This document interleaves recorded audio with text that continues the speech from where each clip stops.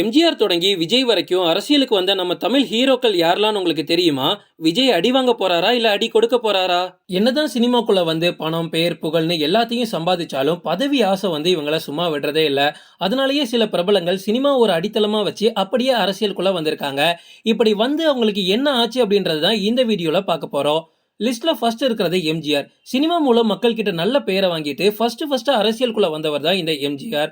சும்மா பதவி ஆசைக்காக மட்டும் வராம மக்களுக்கு ஏதாவது ஒரு நல்லது பண்ணணும் அப்படின்னு உண்மையாவே நினைச்சு வந்ததுனால தான் இவர் ஒரு புரட்சி தலைவர். அதனாலதான் இவருக்கு வெற்றியும் கிடைச்சிச்சு அப்படின்னே சொல்லலாம்.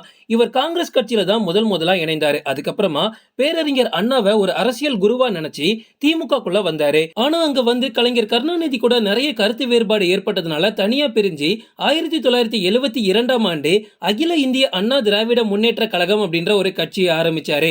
அதாங்க நம்ம ஏடிஎம்கே. கட்சி தொடங்கிய முதல் தேர்தலையே ஆட்சியையும் பிடிச்சி அவரோட உயிர் பிரியிற வரைக்கும் தமிழக முதல்வரா வாழ்ந்து வந்தாரு. லிஸ்ட்ல நம்ம அடுத்து பார்க்க போறது சிவாஜி. எம்ஜிஆர் கூட சினிமால மட்டும் இல்ல அரசியலையும் சரிக்கு சமமா நின்னு எப்படியாவது ஜெயிக்கணும் அப்படின்னு நினைச்சவர் தான் சிவாஜி. ஆனா சினிமா இவருக்கு கை கொடுத்த அளவுக்கு அரசியல் இவருக்கு கை கொடுக்கல. ஆரம்பத்துல திராவிட கழகத்துல தான் இவர் சேர்ந்தாரு. அதுக்கப்புறமா பேரறிஞர் அண்ணா திமுகவை தொடங்கிய போது 1949ஆம் ஆண்டு திமுகவுல போய் இவர் சேர்ந்தாரு. அதுக்கப்புறமா ஏற்பட்ட சில சர்ச்சையான விஷயங்கள் காரணமா காங்கிரஸ் சார்பா ராஜ்யசபா எம்பியாவும் இவர் இருந்திருக்காரு.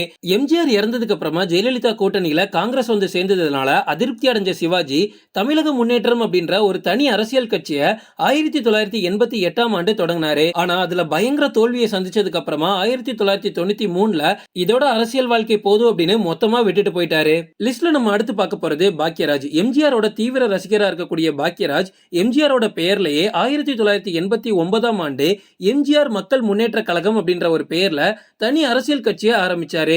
ஆனா இவர் ஆரம்பிச்ச கட்சி மக்கள் கிட்ட அந்த அளவுக்கு எடுபடாம போயிடுச்சு. ஆரம்பிச்ச 1-2 வருஷத்திலேயே மொத்தமா கட்சியை கலைச்சிட்டு மறுபடியும் சினிமா பக்கம் போயிட்டாரு. இப்படி ஒரு கட்சி இருந்துச்சுன்னே தமிழ்நாட்டுல நிறைய பேருக்கு தெரியாது. லிஸ்ட்ல நம்ம அடுத்து பார்க்க போறதே டி ராஜேந்தர். டிஆர் வந்து 1991ஆம் ஆண்டு தாயக மறுமலர்ச்சி கழகம் அப்படின்ற பெயர்ல தனி கட்சியை ஆரம்பிச்சாரு. ஆனா இது எதுவும் சரிவர வராததுனால ரைட்டு தனியா வந்து அடிச்சு போடுவாங்க போல திமுக கூட போய் சேர்ந்துரும் அப்படின்னு திமுகக்கு ஆதரவா தான் எல்லா இன்டர்வியூலையும் நிறைய பிரஸ் மீட்லயும் பேசிட்டு வந்தாரு. அதுக்கப்புறமா லட்சிய திராவிட முன்னேற்ற கழகம் அப்படின்ற இன்னொரு கட்சியை ஆரம்பிச்சாரு. அந்த கட்சி இப்போ வரைக்கும் இருக்குன்னு சொல்றாங்க. ஆனா எங்க இருக்கு, அதை யார் நடத்துறா அப்படின்னு பெருசா எதுவும் தெரியல. பேரளவுல மட்டும் இப்படி ஒரு கட்சி இருக்கதா நான் கேள்விப்பட்டேன். லிஸ்ட்ல நம்ம அடுத்து பார்க்க போறது விஜயகாந்த். போன வருஷம் டிசம்பர் மாசம் இவர் நம்மளை விட்டு போயிட்டாரு. இருந்தாலும் மக்கள் கிட்ட ஒரு நல்ல பெயரை சம்பாதிச்ச தலைவர் அப்படின்னு இவரை சொல்லலாம். எம்ஜிஆருக்கு அப்புறமா ஒரே ஒரு ஆள்னா இவர் மட்டும்தான். 2005ஆம் ஆண்டு மதுரையில தேசிய முற்போக்கு திராவிட கழகம் அப்படின்ற பெயர்ல ஒரு அரசியல் கட்சியை தொடங்கினாரு. கட்சி தொடங்கிய வேகமா ஒரு முன்னேற்றத்தையும் இவர் பார்த்தாரு. ஏன்னா முதல் சட்டமன்ற தேர்தலையே இவருக்கு வெற்றியா எம்எல்ஏ பதவி கிடைச்சிச்சு. இதை தொடர்ந்து அடுத்த தேர்தலில் அதிமுக கூட்டணி கூட சேர்ந்து அதிக தொகுதியில ஜெயிச்சு எதிர்கட்சி தலைவராகவும் மாறினாரு. இப்படி ஒரு வேகத்தை யாருமே பார்த்ததில்ல.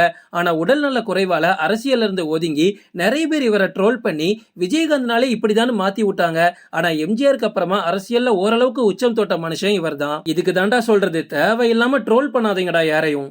லிஸ்ட்ல நம்ம அடுத்து பார்க்க போறது சரத்குமார். என்னதான் பல வெற்றி படங்களை கொடுத்து டாப் ஸ்டாரா இருந்திருந்தாலும் ஒரு பதவியை வாங்கிடணும் அப்படின்ற வெறி இவருக்குள்ள எப்பவுமே இருந்திருக்கு. அதனாலேயே திமுக அதிமுகன்னு மாறி மாறி கட்சியில இருந்தாரு.